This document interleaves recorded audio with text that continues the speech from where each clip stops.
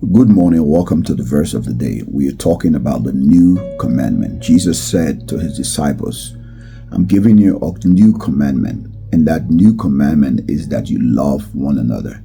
And it's important for us to remember this command because it's not a suggestion. It's not an afterthought for Jesus. It's something that he commands because it works along with who he is. It works along with his mission. So we cannot be on a mission to do what Jesus did, to be an example of Jesus, to be disciples of Jesus, and go contrary to the command that he gives. So the new commandment is a command to show our true identity to the world. It defines us, but now we must show to the world our true identity by this command. Now, in Matthew chapter 24 and verse 10, this is what Jesus said. And then shall many be offended, and shall betray one another, and shall hate one another.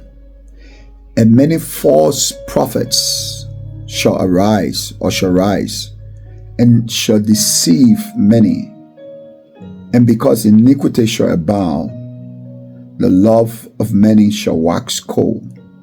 So the spirit of fighting, the spirit of hatred, division, offense, betrayal, lack of pure love, and any of these things, they are oppositions to true love or to the Spirit of God. That's what Jesus was saying.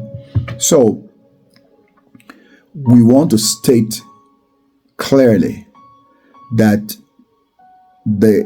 our identity, our true identity, cannot be mentioned. Now let's look at it. Let's look at offense. Let's look at fighting rather. Fighting means that there is, people fight when the hatred that they have for one another reach to a place that it becomes uncontrollable.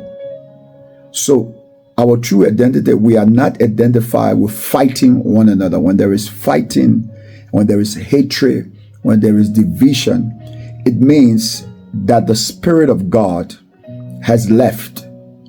It means that we are now operating by a different spirit, or we are operating under a different type of, way of thinking. When the Spirit of God leaves, fighting, all of these things, false prophets will arise. There will be hatred. There will be deception. These are not the true identity of the church. The church is identified by the power of love, by the love that is seen, that is exhibited between the believers. And that is very important. That is something we cannot forget. The presence of an evil spirit will bring about all these things. So if your life is full of these things, I know it's like a hard thing. It's like, condemnation. I'm not condemning anybody, but I'm saying that when there is a lifestyle of betrayal, fighting, hatred, division, when these patterns are there, it means that we have left the true identity of the church. It means that there is an evil spirit in our midst. It means that the Holy Spirit has been silent in our midst. That's just the truth. These are all activities of demonic strongholds that have taken over the church. So our true identity is love.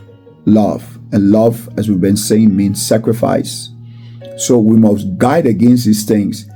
And when we see that they are somehow trying to take over, we must stand up against them and rebuke them and say, you're not going to take over.